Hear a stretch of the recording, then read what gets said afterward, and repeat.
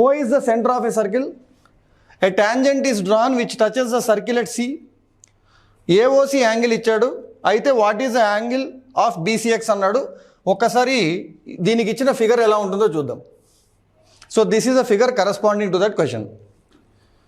So AOB is a diameter, ఇక్కడ C అనేది tangent point, ఈ BC దగ్గర ఒక యాంగిల్ ఫామ్ చేసి ఇది ఎంత అని అడిగాడు, ఈ BCX ఎంత అని అడిగాడు.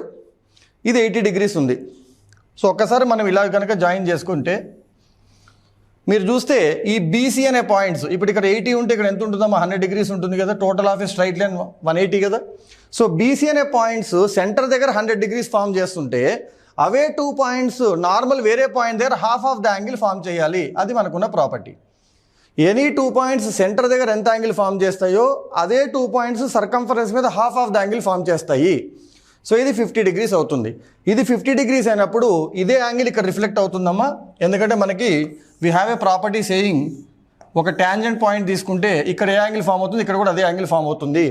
సో ఇక్కడ 50 ఉంది కాబట్టి ఇక్కడ 50 degrees వస్తుంది, కాబట్టి మీ answer will be 50 degrees here. Straightforwardly మనం ఇక్కడ 50 వచ్చిందని తెలుసుకుంటే మీ ఆన్సర్ అయిపోతుంది.